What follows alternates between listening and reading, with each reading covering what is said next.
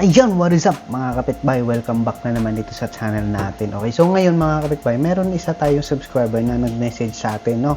Napanood niya yung video natin doon about sa Linux, no? Which is kung ano nga ba ang pwedeng gamitin na pinaka mura at libre na file server na pwede mong gamitin na pangmatagalan sa office mo.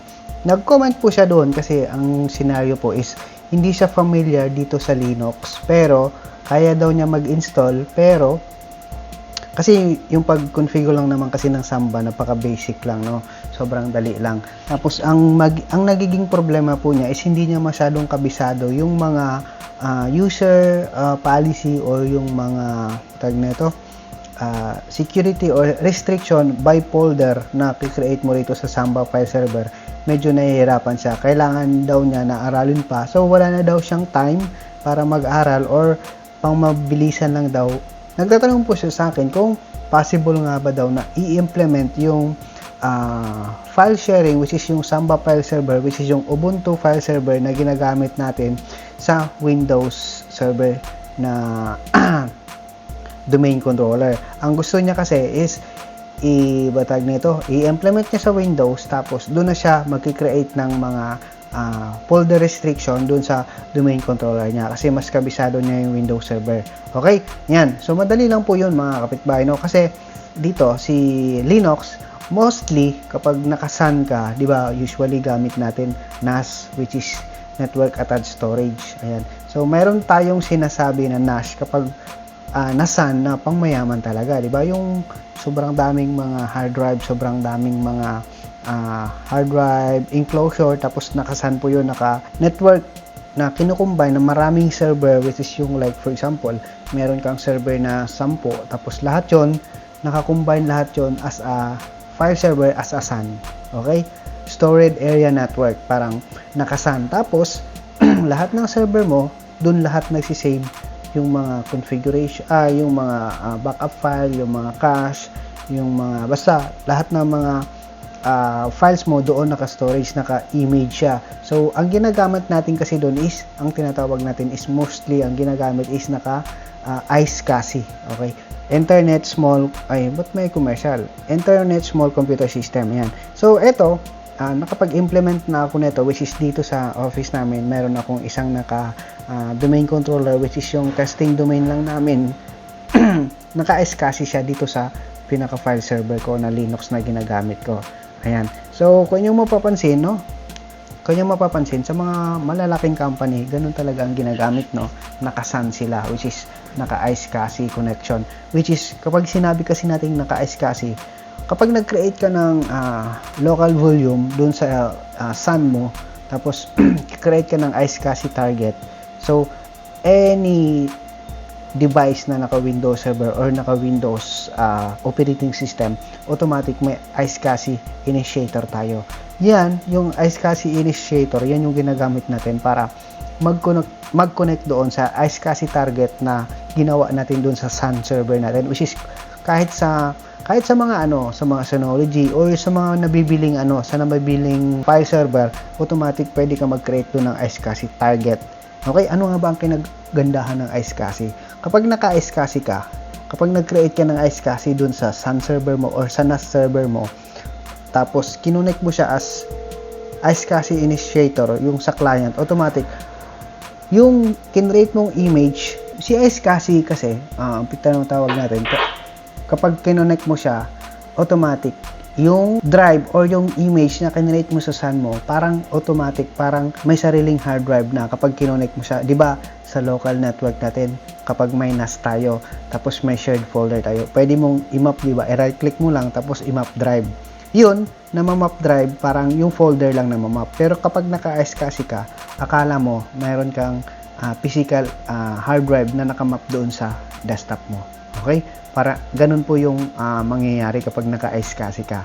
Okay? So, kung yung mapapansin, medyo si iSCSI kasi medyo madugo lang talaga ang kanyang configuration kapag hindi ka Linux familiar o hindi ka Linux administrator, kasi ang dami mong kailangan i-configure. Pero mayroong ibang way na mas madali. Marami naman kasing iSCSI server na pwede mong gamitin.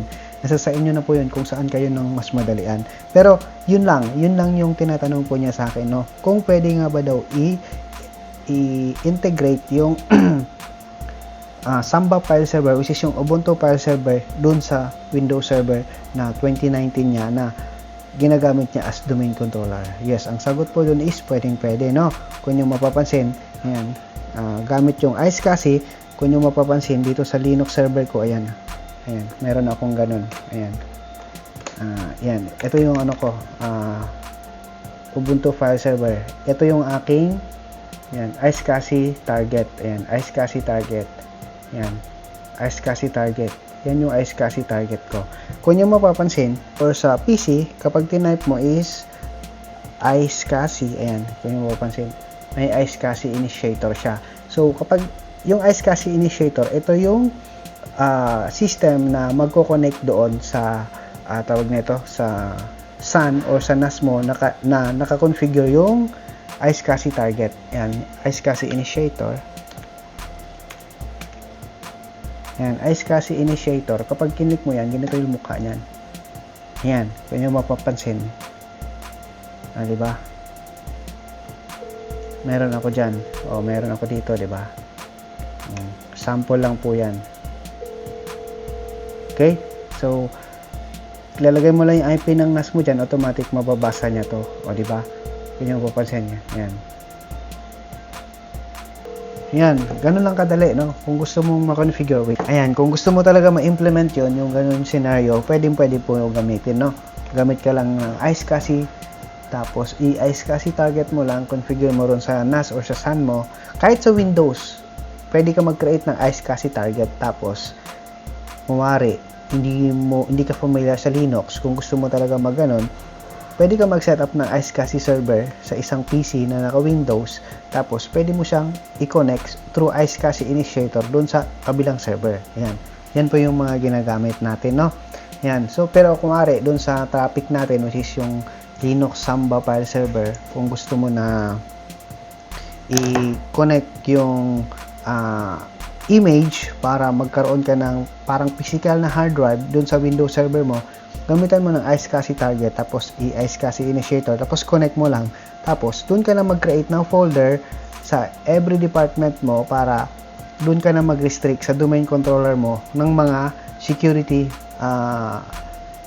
features ng Windows para malimit mo yung mga users mo doon sa paggamit ng file shared folder mo doon gamit yung domain controller.